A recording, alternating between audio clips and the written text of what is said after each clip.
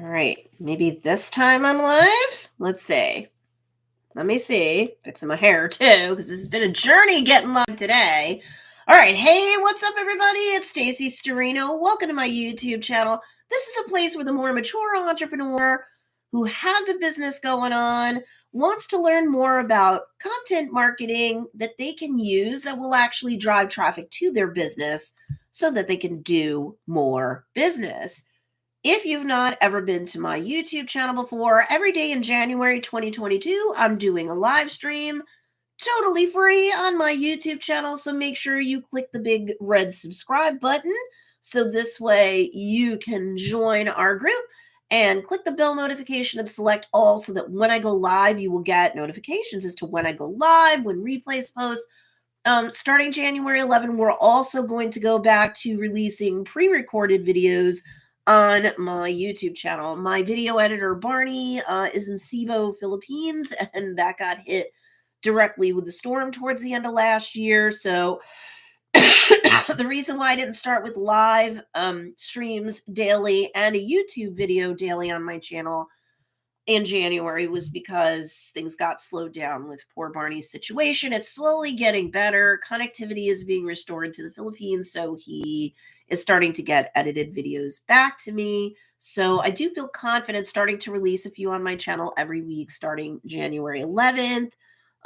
So my pre-existing students know usually I'm good to have one or more pre-edited videos on my channel every single week. And then usually when it's not January, Wednesdays at 10 a.m. Eastern Standard Time, I do lives on this channel anyway. But in January, I do one every single day. So make sure that you subscribe, click that bell notification, select all. If you're interested in content marketing on a variety of platforms that's meant specifically to drive traffic to your business so that you can do more business. There's no point as an entrepreneur, especially if you're a solopreneur and you have to wear all the hats of engaging in the very busy active content marketing on behalf of your business if it's not going to bring you one, two, or sometimes all three of the macro conversions you need for your business to succeed. Number one is, do you get a subscribe or a follow, whatever the platform parlance might be?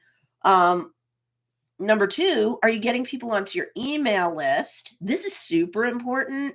So you don't have an email service provider like a MailChimp or an OO or a ConvertKit or Entreport or something like that. You have to get one stat. Okay, you need to capture those leads onto an email list because number three, of course, the most important macro conversion is sales. But I hate to burst your bubble. And I don't care what other like coaches and gurus are trying to sell you. But, the first time somebody goes to your website, no matter how psyched up they are about you, they don't buy. So, you have to drive traffic to your website where you probably do all or most of your business repeatedly. How are you going to do that if somebody who you don't know, you don't have their information, just goes to the website and flits off? They're probably gone forever because they have so many other things personally and professionally competing for their attention. So it's hard for you to stay top of mind with them and they're gone. Capturing them onto your email list, you can drive them to your website as many times as you want, or a particular page or post on your website as many times as you want. 60% of people who opt into a business's email list expect to be sold to, want to be sold to. They'll buy from you when they can. That's it. If they don't buy, it's nothing personal. They can't do it this week. But most of my students who I've gotten over through the years, I'm going into my 9th year of coaching in 2022 now. So I've been a business coach, right? Most of my students who get, and I have a healthy dose of them who get to a 6-figure, multiple 6-figure and beyond. I count a 7-figure business amongst my successes now, not even looking at mine. They get there because they ask for sales daily or near daily, let alone weekly. Okay. So and most of their sales come from their email list. So when you're printing a coupon or letting someone know that you're releasing a new product, you're launching or retiring a product line collection, if you're a physical products-based business, you're having a site-wide sale, whatever, when you send an email, it's not if you're going to make money, it's how much. It literally, having an email list, when you provide a lot of value for your people and your products and services deliver, it's like printing money, right? You're in business. No one's thinking they're on a person's personal email list, so they expect to be sold to. So I'm telling you, a lot of what you do with your content marketing is meant to drive people onto an email list. It's meant to capture that lead. It's free for them to do so to get on that email list. And even baby boomers nowadays know that they can unsubscribe from an email list if they decide it's not a good match for them. And that's fine. One thing that we're going to talk about today is rejection. I'm going to greet some of my students. We're going to get into that. But I brought up email for a reason, because one of the reasons why some newbie students to me sometimes are resistant about getting an email service provider. Some of them are like, nah, I can't do it because I can't afford it. I'm just starting out. No, there's things like MailChimp. They're not sponsoring this. I'm not going to drop an affiliate link or anything like that. There's things like MailChimp that it's free until you hit 1,000 subscribers on your email list. By the time you hit 1,000 subscribers on your email list, if you're not making money on the regular, there's something wrong. How would you get there if you weren't doing business and like behaving like a business and not like a hobby, right? Because if you're acting like a hobbyist and you're all scared because you don't want to offend everybody, like asking for a sale, so you're going to be like a hobbyist, and maybe like once or twice a year during the high big holidays you'll come out because like I guess it's okay to sell there, right? You're afraid of rejection. You don't want anybody to think that you're too salesy or pushy. There is a difference between assertive and aggressive. Okay. And it's sometimes a fine line. You have to be polished, professional, and tasteful, ideally. But when you're a business owner, if you act like a business and you train your following and your email list to like treat you like a business, because you are, then when you behave like a business, only like tinfoil hat, lunatic fringe time people are going to get offended that you run a sale a couple times a month. And even for my beginners, I see a minimum of 2 sales or income producing events in a month. So if you're like, pardon me, I'm getting over being sick for like the zillionth time because I'm immunosuppressed. But if you're like, hey, I don't understand, Stacey, like a sale is an income producing event. What else? Like 1 week you could run a sale. My advanced students might do something like this depending upon their business model. 1 week is like a straight up sale on whatever it is that, is the bread and butter of their business. The next week, they could be driving people to an affiliate link for a tool that they use, that they recommend that others use, right? Or that if others use it, can help them on their journey to get out of pain and into pleasure too, right? A lot of the times you might be your own ideal customer, right? So that's an income producing event because it's not a sale that you're running on a product that you own or a service or a course or something like that you own. It's not your offering, it's someone else's offering, but you get paid a commission, an affiliate commission, if somebody buys or subscribes or whatever. So that's an income producing event. That's an example of it. If you're not sure. Now, not every business model necessarily lends itself to that, but most do. So it could be sales on your products 1 week. It could be affiliate income on another thing. You could even recommend books and stuff and become an Amazon affiliate and get affiliate income that way. Oh, you could have a Patreon page if you're an influencer or, you're a coach or a course creator, but you could also have a Patreon page. And during the 3rd week, you could drive people to the Patreon account and they make donations to keep you. They're a Patreon of like artists and creators. So that's an income producing event. So that's just a couple of examples. But some people are so afraid to do that. They're afraid of people telling them no. They're afraid of rejection. They're afraid of putting together an email list because they're afraid that if they send out an email, they're going to get unsubscribes. Let me tell you something. You will get unsubscribes. That's part of the deal. As long as your email list from week to week, you're getting more subs than you are unsubscribes, you're healthy. You really are. People will come and go. People will shut off email accounts, or God forbid they'll die and they won't attend them anymore. You'll get bounced emails. That's what bounces usually are. These, they keep serving the emails and they don't do anything. They don't ever open them. They may not even be in their account anymore, right? Or the account's closed and it's dead. So you're going to get some bounces. You're going to get some unsubscribes. The bounces aren't so much rejection, but definitely it's easy, especially when you're first getting started in a business environment at all, or this is the first time you're getting an email list, the first time you're working your business with an online sort of presence and marketing and sales like plan. every unsubscribe can be very painful to you. And the smaller your list is, I get it. I was there. We all start at zero.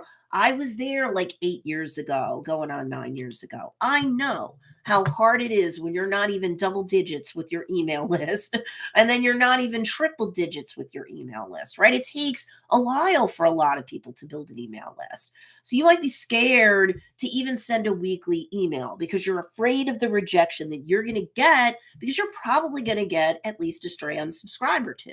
And it doesn't matter if that email is just straight on relationship marketing based. Hey, how y'all doing? Hit reply, let me know kind of things. Or, I did a YouTube video about the best way to, like, I don't know, store jewelry, and I sell jewelry. So I just want you to see this because I know you're probably a jewelry lover like me.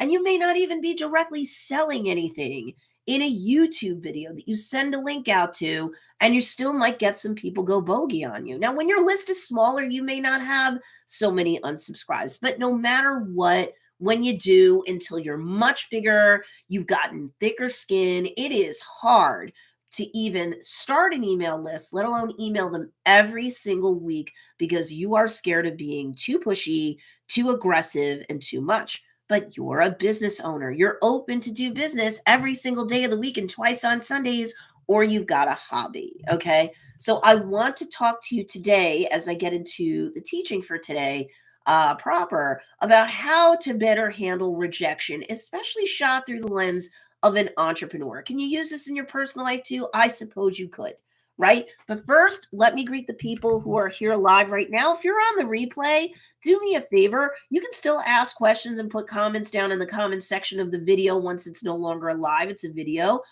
That's fine. Also, live or on the replay or both, make sure you give this video a big thumbs up. It'll push the live stream out to more of my subscribers, because now I'm in the hunt for 1,600 subs. This is fun.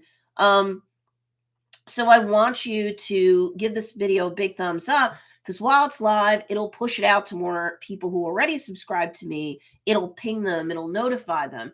And also on the replay, it'll help me anyway, whether you're giving me the thumbs up on the live or on the replay, because it will push this out to more of my subscribers on the replay. And depending upon how well we do here, the algorithms on YouTube might do some matchmaking and bring in people who aren't subscribers who could use this. So first, I want to say hi to Stuff and Junk by Heidi. Hi to Lisa Garrett. Hi to Marilyn Roselle. Hashtag live, hashtag replay, everybody. Hi to Anne McDonald. Just says, good morning from freezing cold Ontario, Canada. Girl, I am so sorry. That's scary. I do not like the cold. So true confession, if it wasn't for my family's brick and mortar business, Joe's Dairy Bar and Grill, we'd probably be living in Florida or someplace south. Okay, because we don't like the cold. So I'm just counting the days until spring. Hey, Bridget and Darren from, here now. It's Bridget Upcycle Lawson. Hi, Sandy B. What's going on? Catherine Burrell. Hey, what's going on, my friend? Good to see you. Miss Onika from Design Pretty is in the house. You go, girl. It's good to see you here. I'm Chicken Swell. What's going on? Catherine says, hashtag live. Good morning from Washington. Good morning. Hashtag live says, I'm Chicken Swell. Onika, good morning. Okay, did I greet everybody? I hope I didn't miss anybody. Oh, Christine's here. C. Pennell Jones on YouTube. Bridget says, this is totally me. I can do the social media easily. And you and Darren have been doing very well with both of your businesses. You have. It's like an old school ad. I've done that for decades, but email still scares me. I'm not done with the welcome series, but I'm sending it. Yeah, you can, Bridget, and you can always pause it and add to it, no matter what email service provider or ESP. You all didn't know you had ESP, but you do. But seriously, hey, Kim Arnold, what's going on? Good to have you here. She says, good morning, coming from Corning, New York, 13 degrees this morning. Oh my gosh, Kim Arnold. I went to Geneseo, so I have a generally good idea of where Corning is, and I live in Dutchess County, New York. So that's way further south than Corning or Geneseo, to be quite frank. Amy Lindblade is here. Hey, Miss Amy, what's going on? All right. So first thing I want to do is, if you have missed any of, I'm about to get into the training proper. This shouldn't be a long one, although I am here for it. If you guys need stuff, make miss any of the other free trainings, 2022 reboot. Here's the link. Reboot. Hello. I can spell reboot. Okay, I'm going to put the link to the playlist where all of these live streams / replays are going.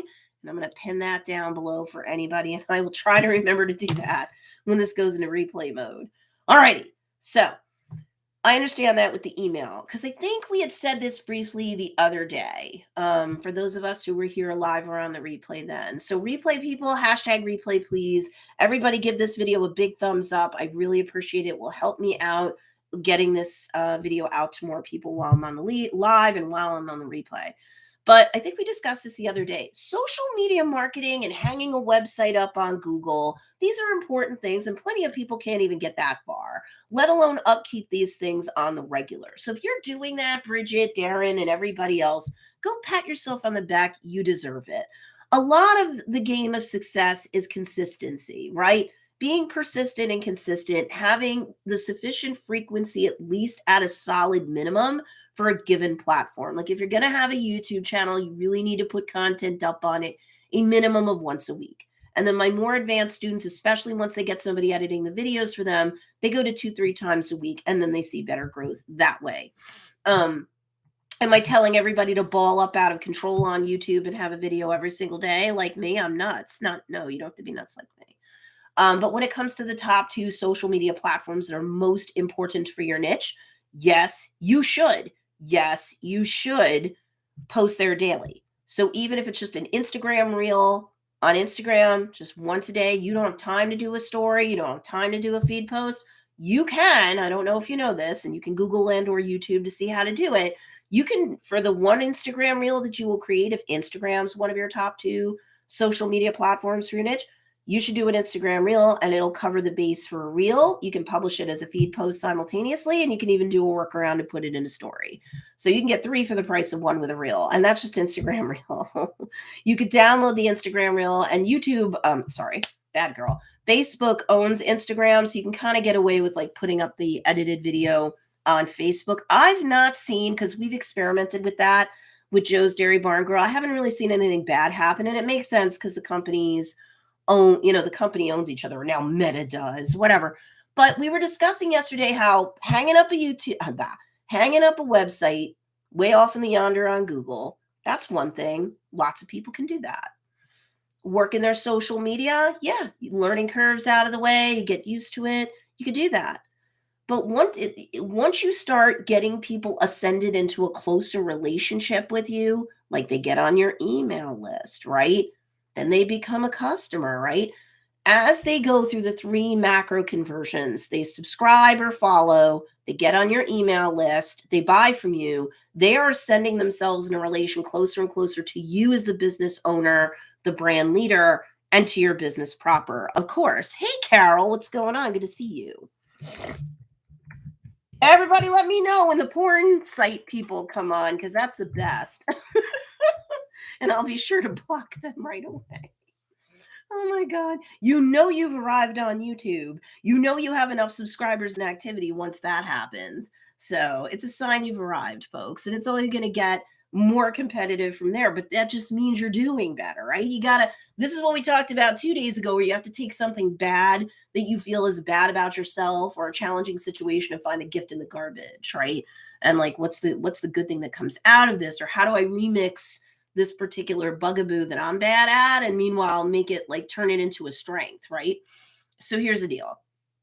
Yesterday we talked about how as someone ascends themselves into relationship closer and closer to you, you become more and more afraid of being too much and too pushy.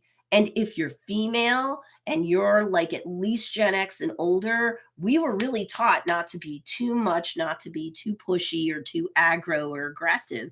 So it's harder for us. Gen Y or millennials and Gen Z, they're used to this kind of stuff. They don't think it's so pushy. As long as they're tasteful, they feel that they're fine. As long as their offerings are rock solid, they don't feel bad about making offerings if they're an influencer, if they have another business model.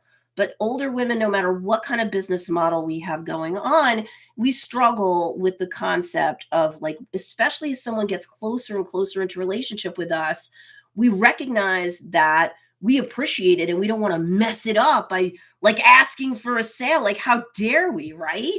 Come on. But as I've said in previous days, roughly 3/4 of your sales should be coming from your email list. If you're not emailing your people, if you're not even capturing leads, and you're getting no sales or vapors, that's really a lot of your problem. You're not capturing the leads because most people aren't going to buy from you first rattle out of the box. Most people aren't going to buy from you the first time they visit your website. But as long as they see that you have a website and you have a good one, you have a good chance of getting a sale from them later because you feel more like a business and less like some fly by night hobbyist. But hold on, Sandy says, find the gift in the garbage. Yes, no, that's true. That's the best way of looking at it. So this kind of back ends me into what I wanted to teach for today, because it's hard to deal with rejection just as a regular garden variety human being. When you're an entrepreneur, especially if you're a solopreneur or you have a small team, but the team is doing other things for you that don't have to do directly with income producing stuff. Like, I have a designer and I have a video editor. So they're not out there doing sales, customer service, and things like that. Right. So in a sense, I'm not a solopreneur. I do have a small team, but the stuff that's going to lead to rejection is still all on me right now.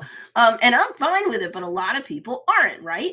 So the word no is nasty. So no has to do with rejection or any sort of form or formulaic version of no. It's hard as an entrepreneur when you're doing sales. You're very much likely to face rejection more often than the average person just living their life. But unless you're living, like a shut-in, you're going to face rejection personally and or professionally anyway. So we're all afraid that if we send out an email with a sale, cart open, cart close, or there's a 24-hour flash sale, or here's a coupon code, but it's only good for like 2-3 days. Don't have a coupon code or a sale or cart open, cart close go for more than 5 days. People go, I ran a month-wide sale and nothing happened. There was not enough leverage on that. Please do not do month-wide sales. No, no, no. They don't work, which is why bigger companies just don't do it. Okay. But we're afraid of running a sale. We're afraid of asking for a sale. We're afraid of even sending off an email asking for a sale. And if anybody knows Renee Christine Cody, she updates Handmade Titan University once a year. And sometimes she has that like hidden bonus module that comes after a lot of people in the course have had a couple of weeks to go through it. I don't want to be a spoiler. I won't say too much about it, but I love that bonus. She tends to update it every year. She shows you some behind the scenes stuff with her doing things usually. And one year she had a situation where she was showing that she was about to send an email off for a product line that she had created. It was a couple of years ago. It had to do with a planner that she sold for 1 year, and I loved it. But they had so many issues getting them shipped overseas that they didn't do it again. But it was a lovely planner. I'm glad I had it. But when she went to go send the email, she recorded herself talking to the camera and saying, I've been doing this for years. I've been a coach and a course creator for years. I was in a products-based business long before that. She's like, and I still feel nervous pressing send on this email to say cart's open, you can start to buy this planner. I'm so nervous. I don't want to make anybody upset. This is one of the scariest things. But if I don't press send, then all this work was for nothing, right? And I even know that some people want this. They've been waiting for this. But I'm so afraid. What am I focusing on? I'm focusing on the people who might unsubscribe instead of the fact that I have to jump, right? And I have to launch. It's why she launched another course more recently that's called Launch Ugly. It's all that launch fear. And every time you send an email, it's sort of like you're launching another sale. You're launching another promotion. You're launching another income producing event. And you're more worried about the people who, there will be some who will very likely say no and reject you and possibly unsubscribe, or hit reply and complain or do both than you are for all the people who want and or need this thing, you know? And also, hello, if you hide your light under a bushel basket, the only sales you're going to get are from family and friends and from like the occasional super fan who you know won't hurt you. There will be some of those, but you're not going to have more than hobbyist income from that. And you probably are not watching me right now live or on the replay. You probably never subscribed to me in the past if all you wanted was a hobby. And maybe if you make money, that's nice. Absolutely not. If you want a business, you've got to be willing to sell every single day, but that means that you're going to face rejection every single day. It comes with the territory. Knowing that is half the battle. And some people have never been truly honest with the fact that that's the truth. And so for some people, you might make a lot of progress just hearing that. You want me to make you feel okay and to validate your feelings and normalize your experience? I'm a coach going into 9 years of experience, and I was an entrepreneur before that. I've been around the block before. I'm in my 50s. I'm not some young kid giving you advice. I understand that of which I speak. And to some degree, even though I'm pretty bold, yeah, I can get nervous hitting the send button too on an email, right? But you're either a business person or you're not. You're going to have to face rejection or you'll protect yourself and you won't. Okay. So these are things you have to take into consideration. Carol, you're right. We were taught to be secretaries, teachers, nurses. Nothing wrong with that, but we were limited in our expectations. And Carol says, I remember that with Renee too. I loved that bonus of hers. I really did. I was kind of sad that she didn't keep that one in there because I just felt like that was so in the moment and it was showing you what Launch Ugly looked like. She was very brave for doing that. I love Renee very much. Anne says, I remember the trouble Renee had with those planners. I know, because she would have done it again. She did have her own, for those people who don't know, Renee Christine Cody, her YouTube channel's Cupcake Trainings. Renee had a products-based business for years and years. She was in, not upholstery, goodness gracious. Stationery, that's right. And she was in it for years. She had a 6-figure business. She sold it as a, like a multiple 6-figure business. Right. And then she went more into coaching and course creating. It was a lot better for her and her family. She had like 3 young kids. It was a lot. And she never had the problems with the stationery, like straight up stationery and invitations based business as she did with those planners. But that planner was gorgeous. That was absolutely gorgeous. Carol says, love Renee too. I know, Miss Renee. Amy Lynn Blade says, I can so relate. I'm not afraid of unsubscribes. I expect rejection, but I'm more afraid of sounding stupid. Okay, you know what, Amy? First of all, everybody say thank you, Amy, because there's a lot of people who probably feel that or that too, right?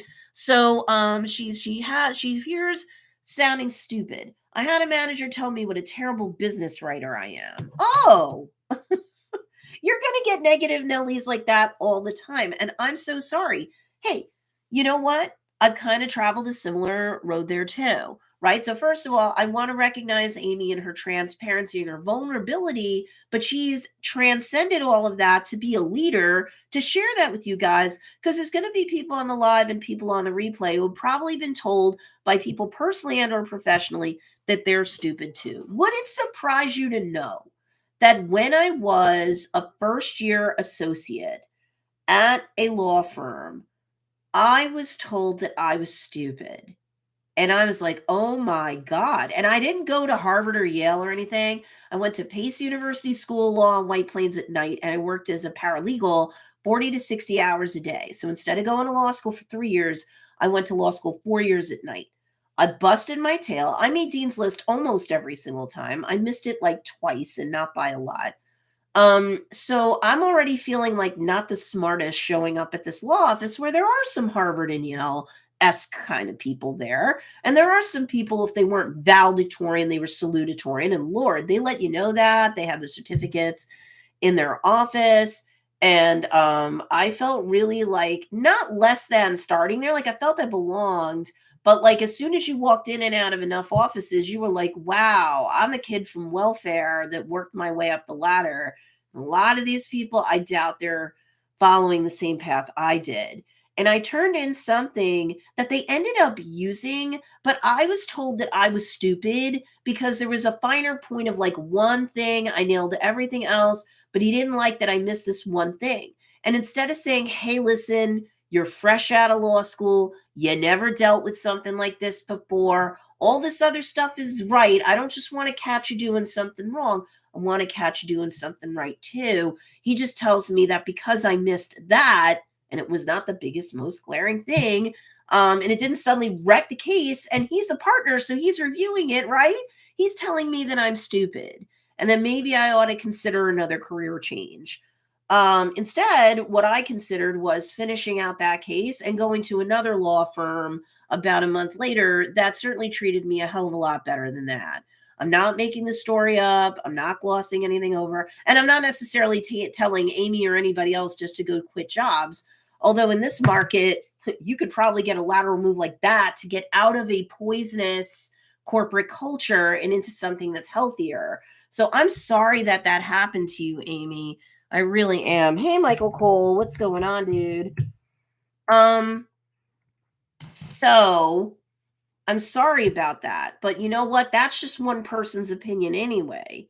The most important opinion is that of yourself, of course, not to sound smarmy. Carol says, when I find someone states something ignorant or negative, it's usually more about them and not you. No, that's true. Thank you for your leadership in terms of that, Carol. I know Amy can probably respect that, and anybody else watching this live around the replay can respect that. Usually when somebody is poisonous, it's not you. It's not you. It's just a poison coming out of them, and it's poisoning the well water of the office. One negative person can totally pollute the well water of a particular office. They can just really almost single-handedly wreck the corporate culture. And if management or partners or whatever the particular appropriate parlance is don't handle it or manage it, it can go toxic, right? Anybody can handle a bad day that someone has and just write it off if they're pretty neutral to good otherwise. But when it's going on the regular, it sucks. Of course, you could take my solution into account. Maybe it's time for a change. This is the job market, especially if you're in the United States, to at least make a lateral move, if not get a promotion and go someplace else. But the most important opinion that you have when it comes to rejection is yourself. I think what Eleanor Roosevelt said, nobody has the right to make me feel inferior or something like that. Darn it. Let's see, Eleanor Roosevelt.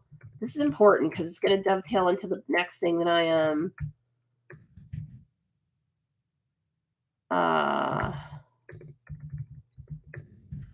Quote, no one can make you feel inferior without your consent. That was it. So it's easy to say no one can make you feel inferior without your consent. Eleanor Roosevelt. Yep. It's easy to say. Sometimes some people listen to it or they've heard it for like the zillionth time and it finally sinks in and it's like achievement unlocked. Some people hear this and they're like, I know, but I can't get over that emotional stumbling block. And like I've said several times before, there is no shame. And even if it's for one narrow issue, talking it out with a licensed talk therapist, like lancing the boil of that wound that you've been carrying and let it flow. I'm not saying that has to be the solution here, but for some people listening to this, it might be something that they have to do. Amy says, I try not to think about it, but every time I try and hit send on an email, it makes me wonder how stupid it sounds to others. I did quit that job years ago. Well, good for you, girl, because I think that was probably a signal that you should have left. Hey, Amy, you don't have to respond here, but you can at least ask yourself, where you went next, did they at least treat you decently? Because also it's like, you know what? Because if everybody's pretty much treated you decently, like everybody has a bad day and stuff like that. So like other than that, do the folks that you work with now treat you decently more often than not? I think that's already going to tell you something. But you know what? If I were you, I'd like find a picture of that guy. I'd like post it next to my desk. Like go look him up on Facebook. I know this sounds creepy, but this is why I'm doing this. Have a picture and be like, have him right under it. Amy, I want you to fail. And every time you look at that, I want you to be like, I can't wait to push this email because screw you, guy. And I just want you to flick his face. Flick his face or put like a big red X over it. Right? Like, so like expunge him from the record of what's going on in your mind. Do you know what I mean? So hopefully that helps. Uh, Catherine says, here's another good one. It's none of my business what you think of me. Yep. Told to me by a therapist many moons ago because I took everything so personal. Oh, girl, thank you for your leadership, your vulnerability, and your transparency in sharing that, Catherine. That's so important. Sandy says, when I was 13, my mother told me I would never amount to anything. I'm 54, and that is ingrained in my being. I fear rejection more than anything else. When you said go live on Facebook, I wanted to die. LOL. I'm so sorry. Hi, Tiffany. What's going on? Good to see you join us today. Carol says, Amy Lindblade, don't let that stupid comment live in your mind anymore. Give it up today, write it down, and burn it. You know what? A Taekwondo master, he's now a grandmaster that I'd studied under when I got my black belt in 2006. He was big about like writing something down and having a ceremony and ceremoniously burning it. Because sometimes, depending on upon what kind of person you are, some people, they're kinesthetic learners. They have to touch and feel everything. Like they can sit in a class and they can absorb stuff, but they're not going to get the best results if they don't somehow take that theory and put it into practice. If you're kinesthetic, when you go shopping, you have to touch everything, right? You can buy something online, but you prefer not to because you got to touch it, right? You got to feel it. So for folks who might be stuck with someone doing stick and thinking in their head, Sandy, I don't say this lightly and I'm not being smarmy about it. You know, if you've been on other days, I've had to go years and years ago to therapy myself. I had blocks, sometimes having to do with people. And I was like, I don't want to live the rest of my life this way. I don't care. I'm talking to this person. They're going to keep it confidential. They have to. And maybe and if this doesn't work, I'll try another counselor. And if that doesn't work, I'll try another therapy modality. I am not letting rejection stop me, or I'm not going to be able to satisfy my moral obligation to make the world a better place by my being here, personally, let alone professionally, because I won't be able to use my talents and gifts to be able to reach more people, to create products, services, even digital offerings to help them get out of pain and into pleasure. So like a toxic mom should not hold you back from helping the rest of like whatever slice of the world God or the universe meant for you to reach, right? You can't let them do that. And I know when it's a parent, it's so much of a heavier thing. Hey, kiddo, than like a toxic boss that like, look at Amy, she's not even working there anymore. What's up, honey? Nothing. I love you. I finished the movie. It's pretty good. Oh, it's cool. better than the one in the theater. Oh, that's cool. The director's cut? Yeah, it's so much better. I like the ending a lot better. I'm glad, sweetheart. I'm glad. Lenora's here. Lenore Love is here. Yes. So kinesthetic people benefit from writing something and burning it because they know it, they feel it, but they had to touch it and kind of like that's their exit point from that. Some of us need to talk it out, right? And depending upon the modality of therapy, they might even have you beat a pillow or something to vent it out with them. And they kind of help you birth that negativity and then poof, give it away to charity. And you're on a better track or trajectory. So Lenore Love is here. She says, Amy Lindblade, I've been told I'm a terrible writer on a not so nice mom message board. It's a common attempt to insult people. I just write like myself because that's part of what I'm selling. It is. And unless you can afford to hire somebody to do the writing for you, you're going to have to do it by yourself as a solopreneur. Or like once you're starting to build a team, you're like, man, I just need somebody to edit my videos for me and or to help me with design, digital design for social media or whatever. So I need to prioritize that first, but still on your to-do list, getting a copywriter might be something that you want to do. But in the meantime, that's a good way to look at it where you're like, you know what? The people who are my people, my vibe will attract my tribe. You're not for everybody, right? So, like when you're picking branding, when you're putting out offerings, when you're being yourself on lives or replays, YouTube videos and stuff, believe me, I've had people tell me that my voice sounds like, what was the quote? Your voice. I'm not trying to be mean. I like the way you teach, but your voice sounds like someone's running a rake across a chalkboard. And I had to deal with that. So, and I went, well, I'm sorry. Have a nice life, but not next to mine. Have a nice life, but not next to mine. Right? So that's one thing that you could say literally and or figuratively. Have a nice life, not next to mine.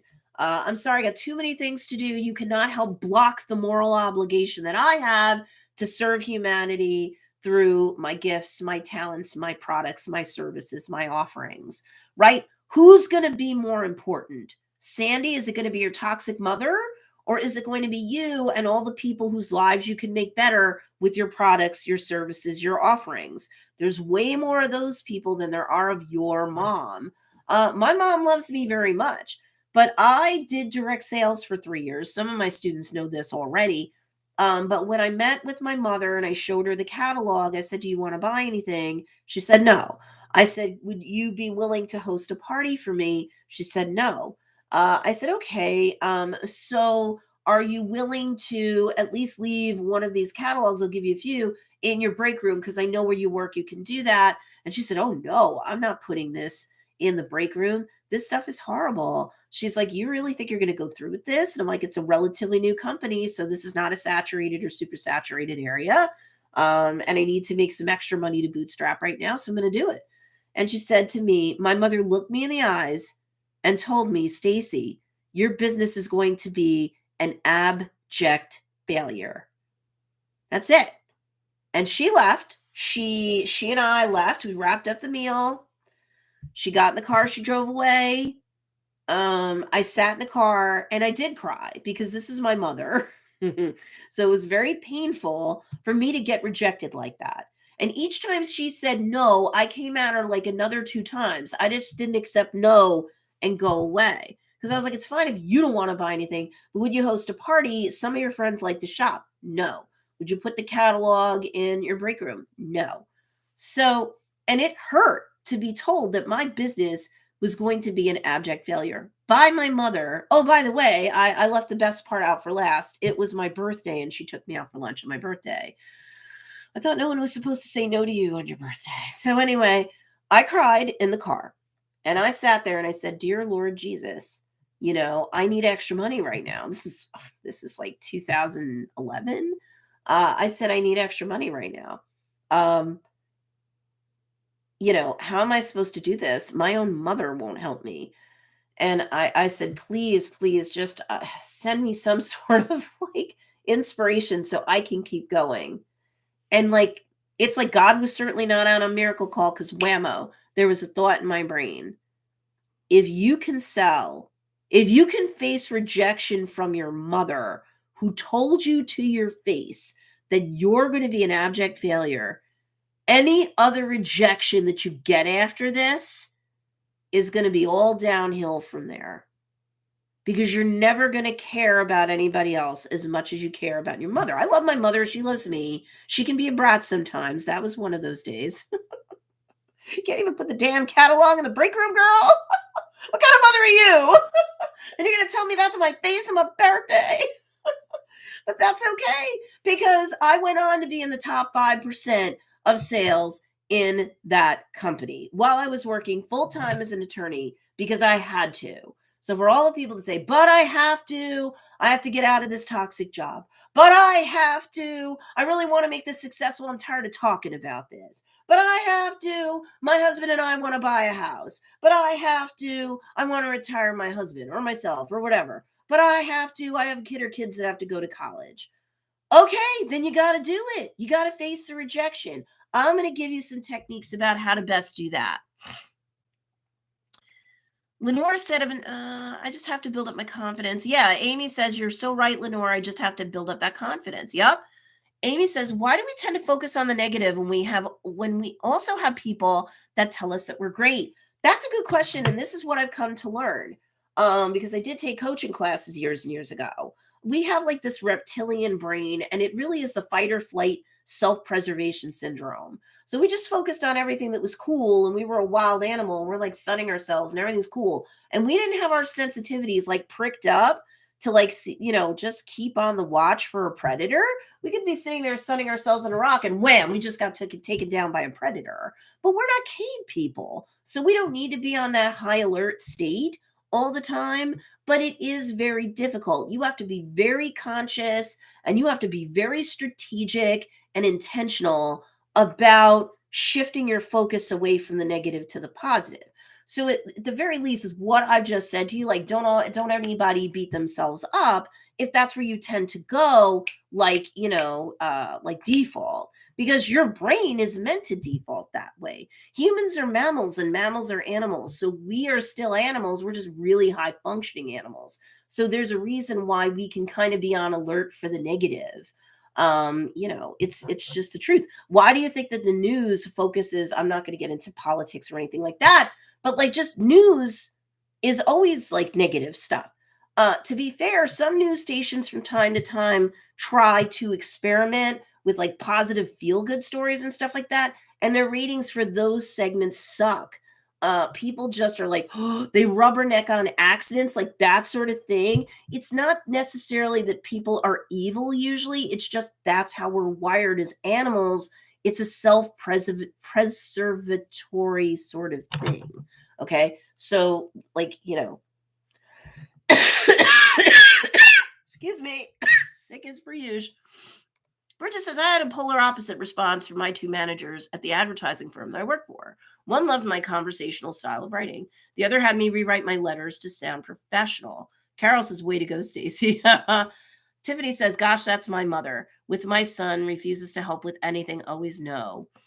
Kim says, we're not cave people, but that survival part of our brain still goes there first. It's a default, okay? And, minus a lobotomy, you're not going to get rid of that. Of course, the lobotomy would take out other things your brain needs. So it's like okay to kind of make peace with the fact that that's going to happen. But then the more knowing that that isn't like some intergalactic statement about your life, you know that you can be intentional and strategic and kind of push back on that and choose to refocus elsewhere.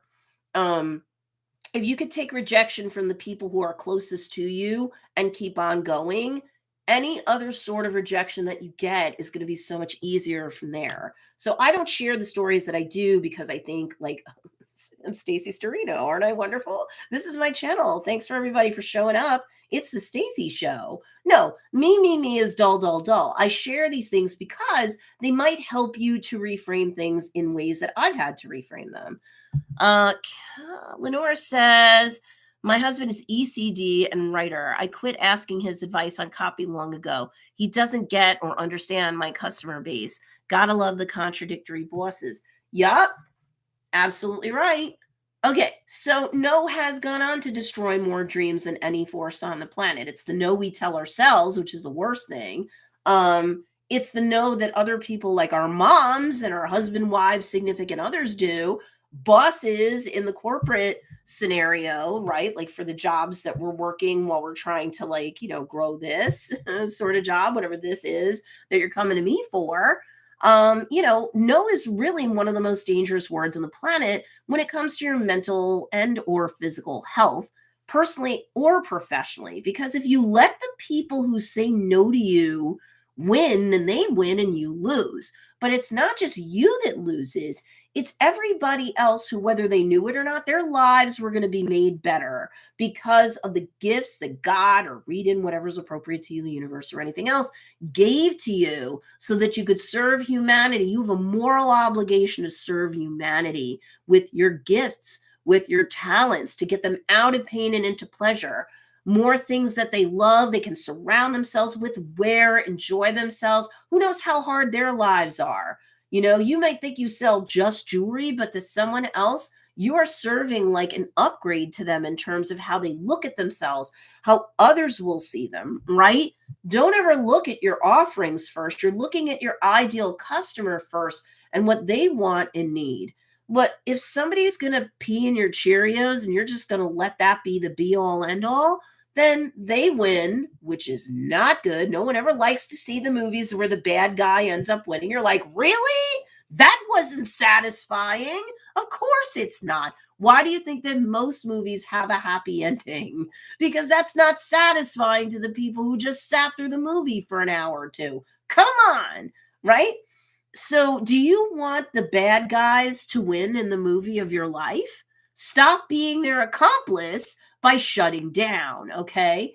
Because really, at the end of the day, you can go to a licensed talk therapist, and some people may need to, or a psychiatrist, or I've tried them before, try another one, get a second opinion, different modalities. Not everybody needs to go. Some people are just like, you know what, Stacey, I really can just shut it down myself.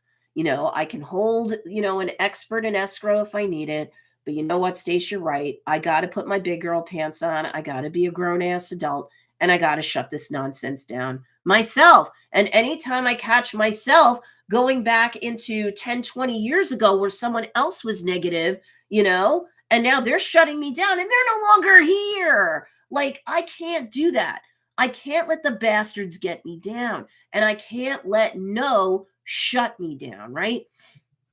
But studies do prove that even seeing the word no or other negative based words really do cause negative associations that cause highly stressed or anxious individuals, like everyone post COVID, to feel worse to the point where they ruminate on them. They're pacing, they're perseverating on them, they're spinning it around in their minds over and over again. They're marinating in the misery. They're belching out more poison into the well water of their soul. And guess what? Studies show that when you do that, it ultimately damages key structures in your brain that regulate things like memory, feelings, and emotions.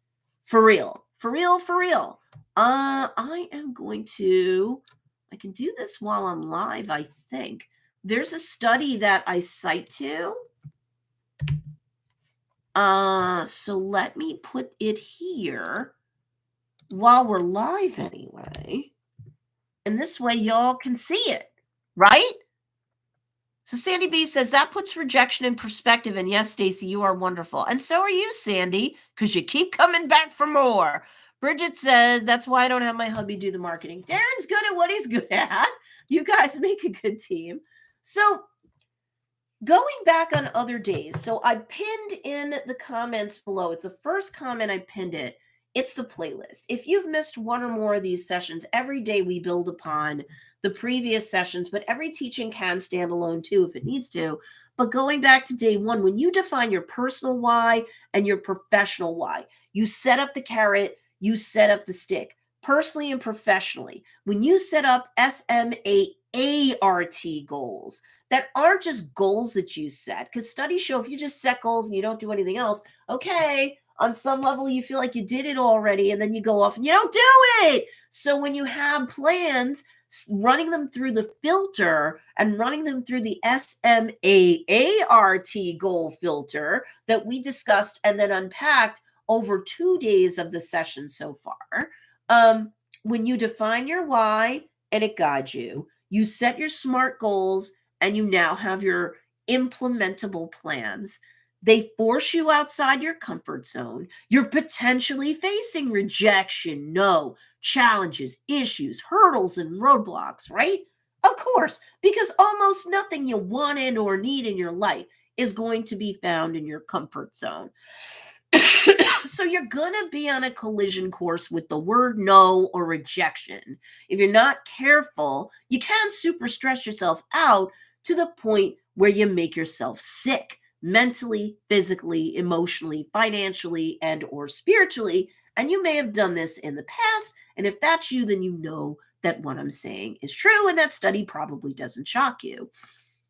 So sure, Most of us know that we're going to have to deal with rejection, even if we try to live sheltered lives, personally and or professionally. We're going to have to deal with negativity from the outside world looking into us and from the inside of us looking out to the world, or just us on ourselves, which is totally sad because now we're our own bad guys and we're the bad guys going to win the movie. I can't believe it, right? So no happens to be a frequent foe that you're going to have to fend off, okay? Personally and professionally. And if that's you in your life, you're normal. You're one of us. We're one of you, okay? We're validating your feelings. Your feelings are real. And yes, it's nasty when you have to face rejection. One email at a time, one unsubscribe at a time, one goofball at a time. I'm still waiting for the porn people to leave the link. Oh, they didn't. Maybe they got the message. But the poor people. Right? So it stinks, right? So, but a lot of us know enough to know that we have to deal with the rejection.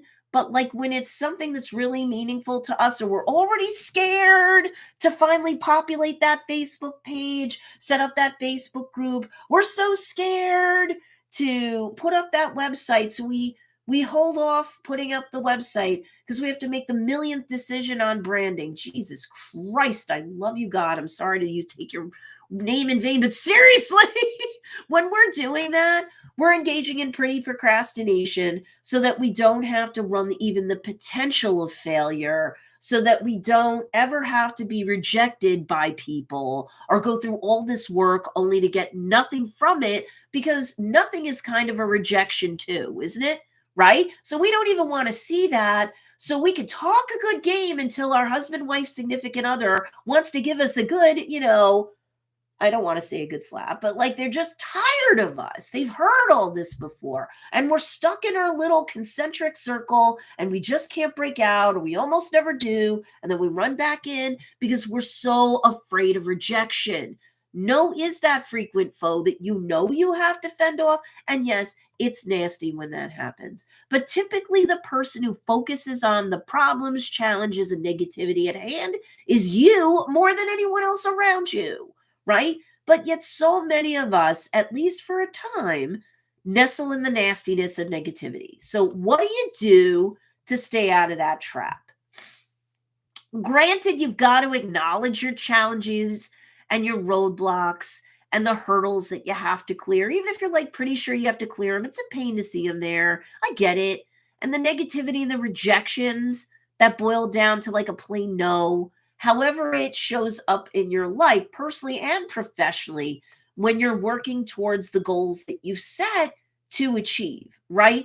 So just like Renee Christine Cody, when she was scared to send out that email, she still pressed play. She still pressed that email because she knew that when she broke on through to the other side of taking that action, for every unsubscribe she was going to get way more people who were excited and people buying. And most of her email list was going to stay with her, whether they had the ability to buy at that moment or not. Or maybe they're like, I don't want a planner from you, Renee, but I can't wait for the next course from you instead, right?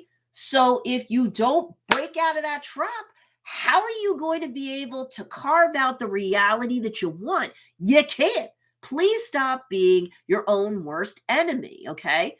But while you have to stay informed of the odds that you might get some unsubscribes every week, that you might, especially if you're a beginner entrepreneur, you're a beginner at marketing on behalf of your business, you got some learning curve to work out, you got some kinks you got to work out. So maybe, there will be some, sales that you run in the beginning and you don't make any money and you feel sad. And that's a rejection too.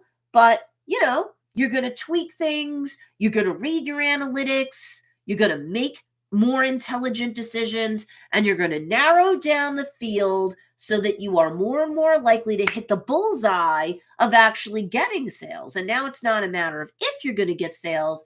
It's like how much money you're going to make. You're in the path of an intermediate student of mine once you get like that. Every week, even if it's slow, you are getting subscribers. Every week, Even if it's slow and slow, you're getting email opt-ins. You're going to get some unsubscribes, but if you get more opt-ins than unsubscribes, that's pretty healthy, right?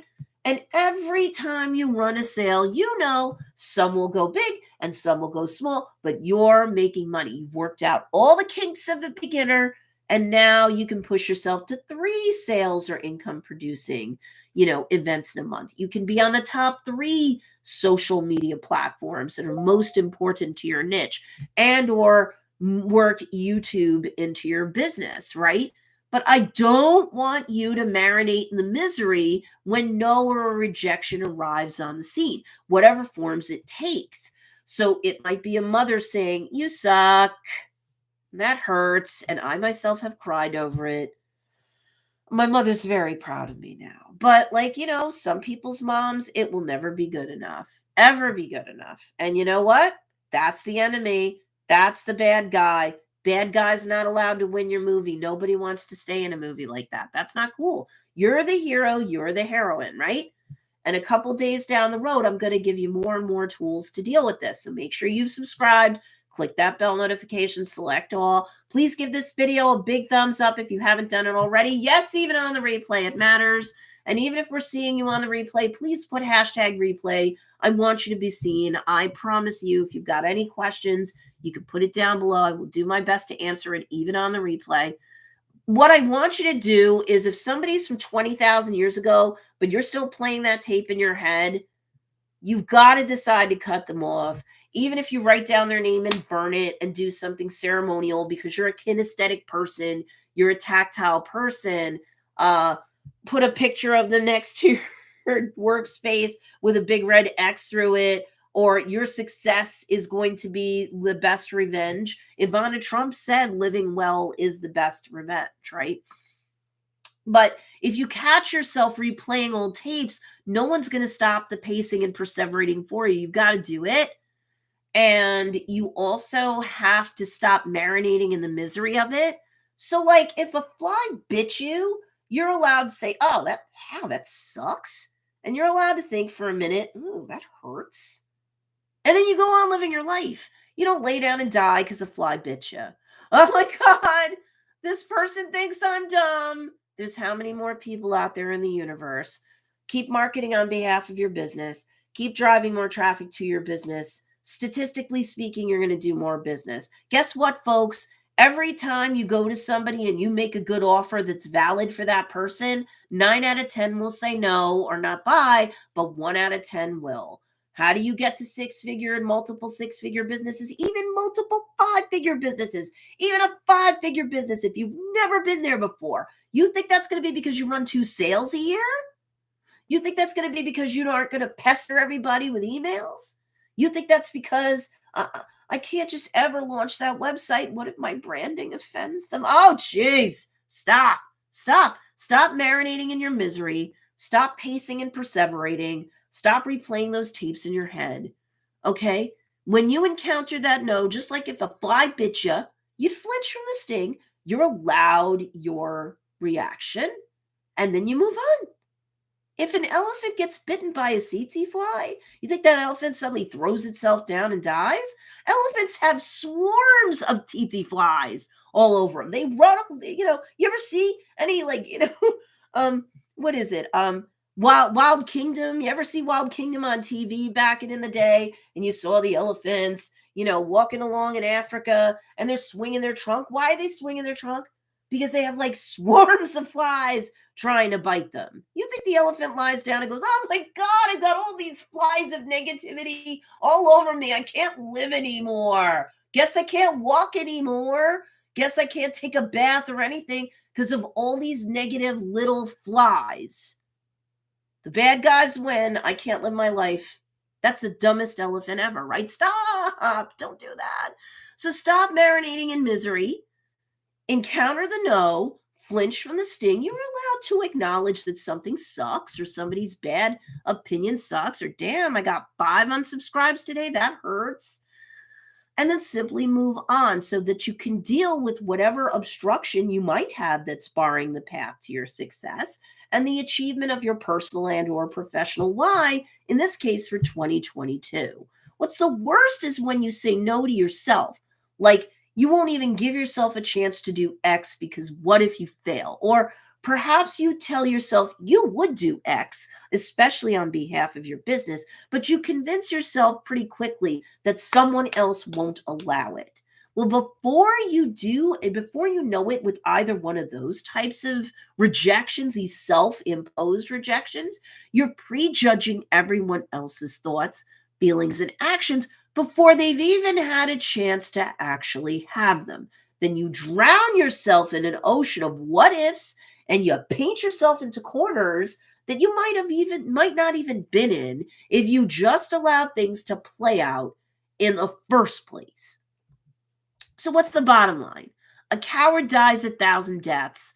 A hero or a heroine dies truly only once. Stop telling yourself no all the time. Stop marinating in misery. It doesn't lead to any good outcome. And it's bad enough if you legit have people that want to destroy your dreams. Why would you let them win? You're doing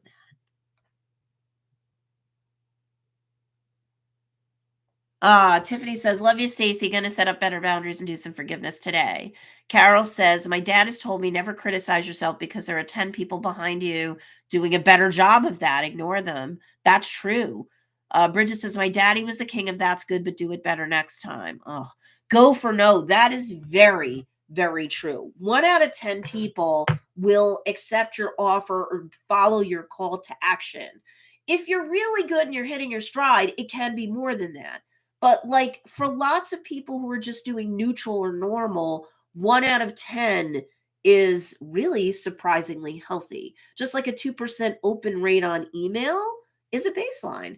That's normal for e-commerce.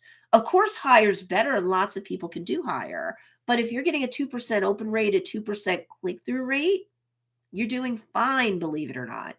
Business is just rife with rejection.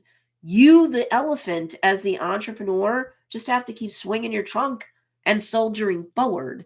And so you have to prepare for the fact that there's going to be swarms of rejection coming everywhere. Your husband, wife, significant other, until your business is finally profitable, if it's never been, or finally hits 5 figures if it's never been, or multiple 5. Do you get the picture? Like, you know what I mean? You're going to get some people that go, yeah, your stuff's ugly, or I could get it cheaper at Dollar General. Yeah, go ahead, bye. Get out of here. Get out of here and take your negativity with you. Ban, block, bless, release. If they're not violating terms of service, there's nothing to report on a platform. You're going to get stuff like that. You really are. You cannot let the bad guy win the movie of your life. You're the hero or the heroine. You're in charge. Oh, Carol, at 92 years of age, my dad's a wealth of information. That's cool. Okay, are you guys in a good place? Because if you're in a good place, we're going to wind this up. I just have to remember to put the playlist as the link in the first video, the first comment on this replay when it goes replay mode. I wish it would keep my pen stuck. All right. So tomorrow we are going to get into how to push past your comfort zone boundaries in a way that is safe and workable. So it's not just going to be like go talk to a psychiatrist or a licensed talk therapist. Although if you need that, those are extra tools in the tool belt to help you. Especially if we're older men, but a lot of older women too. We have some generational stuff that we have to work through. And that's not always easy for everybody. So I'm not just saying that to be like flip or smarmy. God, no. But you know, what are you going to do? You're going to sit here this time next year and nothing else happened? You never got that website up? You never launched that product line collection? You're a coach or a course creator. You never launched your first offer to get proof of concept. You're not working on your, solution sets. You're not working on, your value ladder, depending upon your business model. You may have heard of either of those things before, right? Annette Carruthers. Hey, Annette. Good to see you. She says, thank you. This was awesome. Yep, tomorrow at 10 a.m. Eastern Standard Time. So that's January 9th at 10 a.m. Eastern Standard Time. We are going to talk about it's never going to be truly comfortable getting outside your comfort zone. Even for people like Renee and I, we still wince when we press the send button on an email. But how do we get ourselves to do it? And what statistics do you need to learn about that once you learn about it, you're going to understand how this is all just a matter of probability and statistics. How much success you're going to get versus how much failure you're going to get, because it's going to happen. We all fail. You're going to get rejected 9 times out of 10. You have to go for no. There's a great book called Go for No. It's a quick read. It is literally the first book that I would recommend to somebody.